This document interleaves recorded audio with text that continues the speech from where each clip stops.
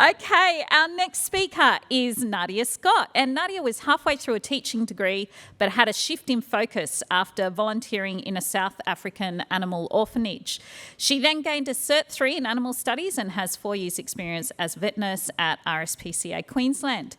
She's RSPCA Queensland's Community Project Officer and seconded to Australian Pet Welfare Foundation as the Community Liaison Officer for the Community Cat Program. Over the last 2.5 years, she has gained a wealth of knowledge at the coalface of this groundbreaking collaborative project aimed at demonstrating that CCPs reduce intake and euthanasia of cats and kittens. So Nadia Scott joins us now to speak on converting semi-owners to owners, the vast hidden pool of adopters for shy and timid cats.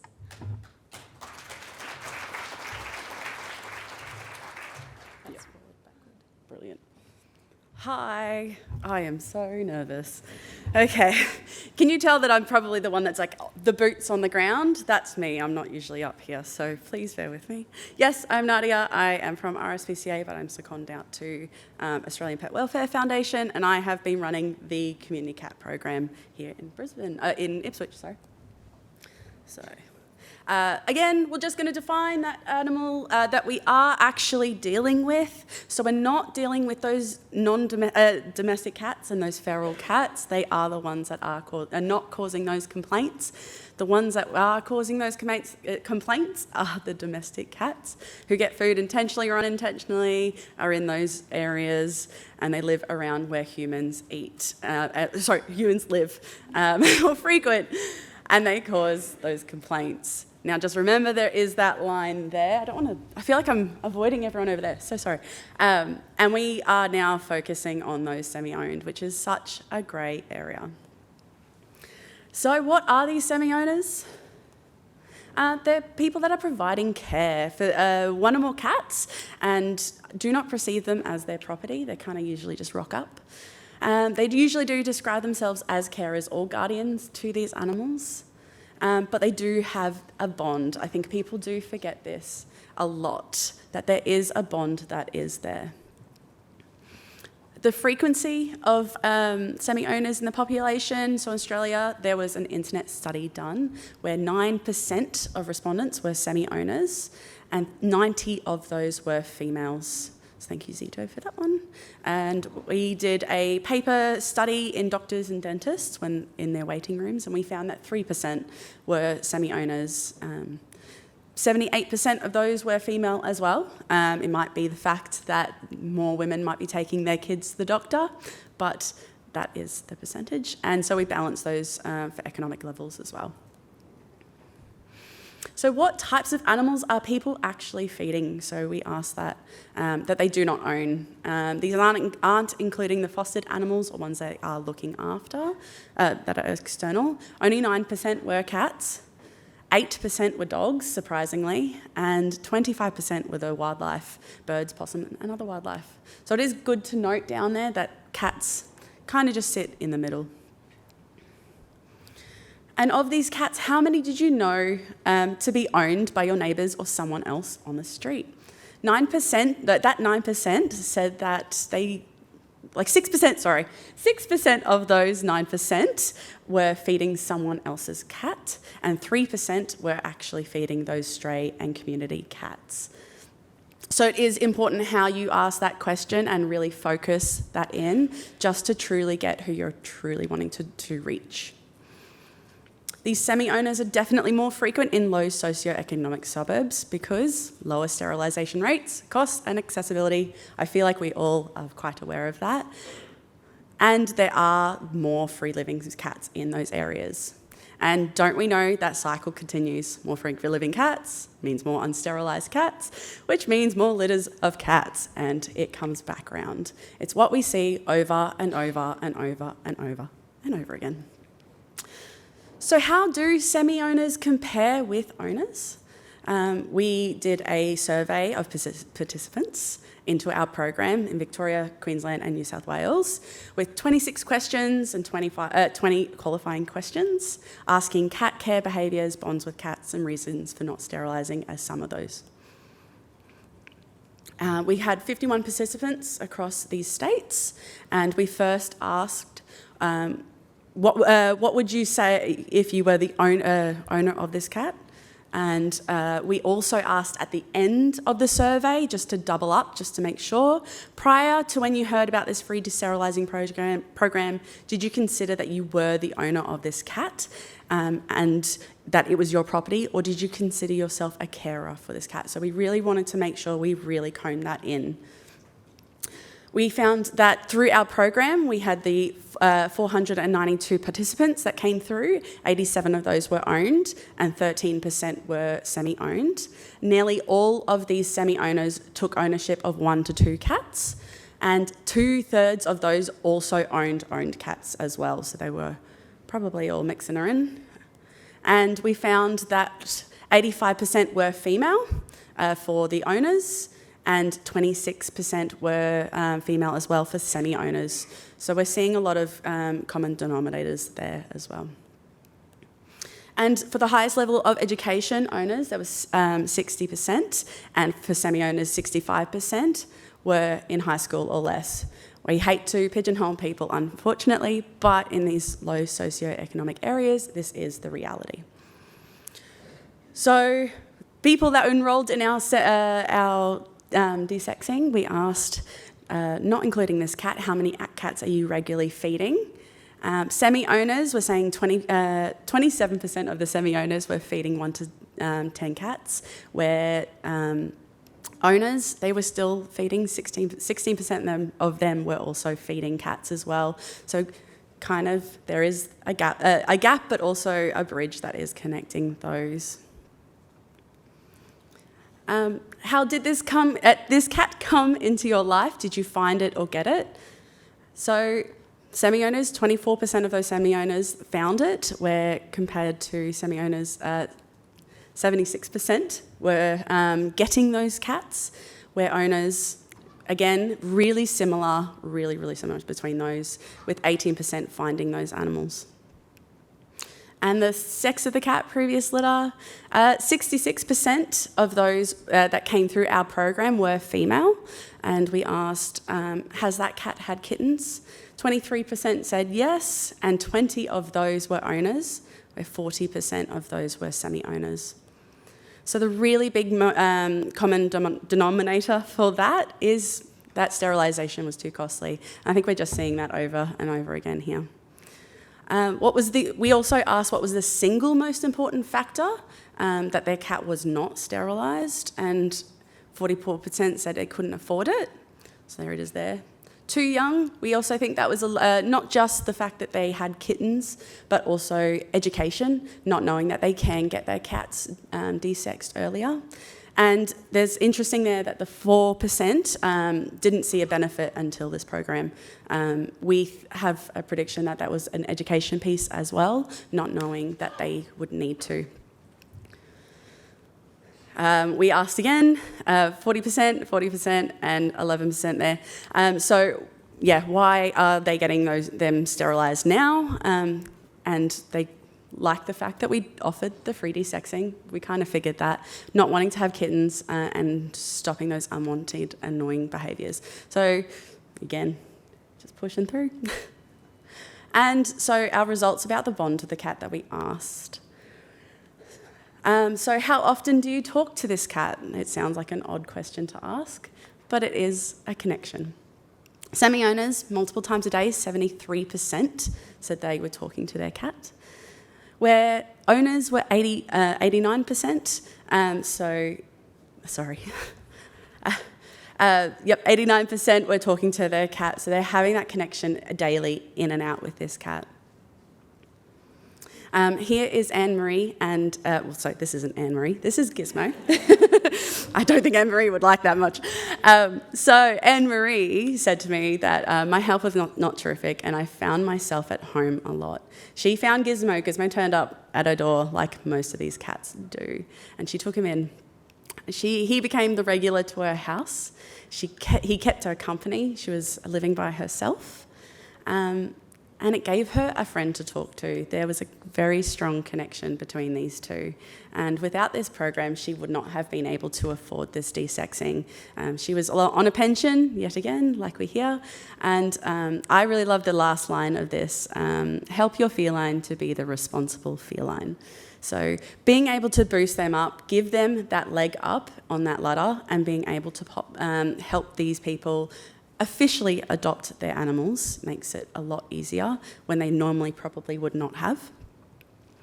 We asked if they agree or strongly agree with his statement. This cat helps me get through tough times. And surprisingly, owners and semi-owners are almost straight through the middle. Very, very, very similar. So with owners being 78% agreeing or strongly agreeing, and semi-owners, and owners agreeing or strongly agree, 83% agreed with that one. This here is Mama, and Natalie took in Mama after the 2022 floods that ripped through Goodna. She took on this stray. She'd never owned a cat before, but she felt bad, and here comes the classic story. We started feeding because we felt bad for the skinny cat. Yet again, she made that bond with this cat as you could. How could you not fall in love with that face?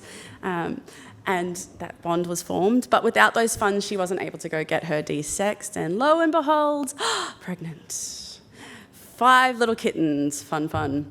In the build-up to her having kittens, she became more confident being around me, and she gained her trust. So she really worked on this cat. She had a very big passion to want to get this cat to love her. And it did. She didn't want any more kittens, though. She was very instantly overwhelmed with the idea of being pregnant. And she contacted us, so we were able to give her some advice through the pregnancy. And once those cats were done, we got them all booked in and got them desexed at the right time. And all of those 5 kittens, she lined up adopters for those herself. And so we were able to make sure that they went back out into the community, desexed and microchipped with their first vaccinations and Prevecto Plus to make sure that they were actually all sorted. But then we also got Mum sorted, and her now cat was able to receive the desexing, microchip and preventative treatment at no cost because we were lucky enough to cover that. I couldn't have done it without their help. I think that's really quite important that she did the right thing, and she wanted to do the right thing. A lot of these people really want to do the right thing, in my experience. This here is Lisa's 2 little Chevy and Seeker. So she found these 2 kittens back in their backyard, and instead of taking to the pound, her 2 concerns were, where would they actually end up? She was nervous that these 2 little spicy little things, and I do love spicy, they were the classic popcorn kittens, but she did not want them to end up being euthanized. But she did not have the funds to get them desexed, and she knew, boy, girl, she's not silly. It doesn't matter. We all know this. So we were able to get them through the program. We gave lots of advice on how to deal with these popcorn kittens, and she did really, really well, as you can see, taming those cats. She now keeps these cats indoors and with collars on just in cases, and we were able to give that little bit of a leg up. She was able to support them, we were able to keep them out of shelters, and we didn't have to worry about flu, euthanasia, or anything like that.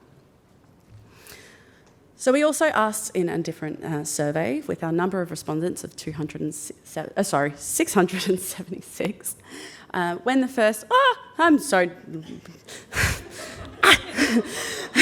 sorry.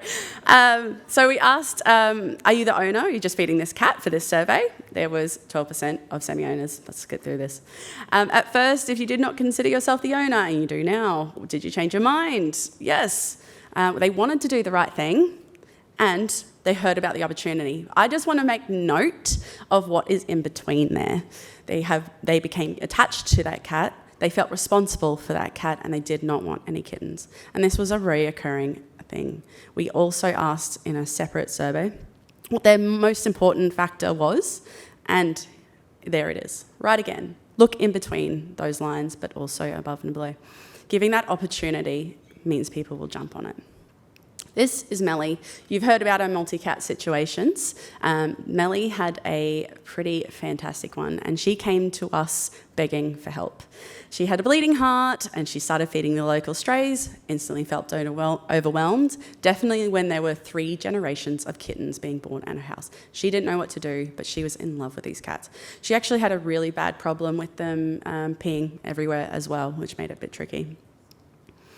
She was really trying hard to attempt this. She had an absolute love for these cats and did not want to see them euthanized, and was working really hard to get them as tame as possible, but she felt extremely defeated.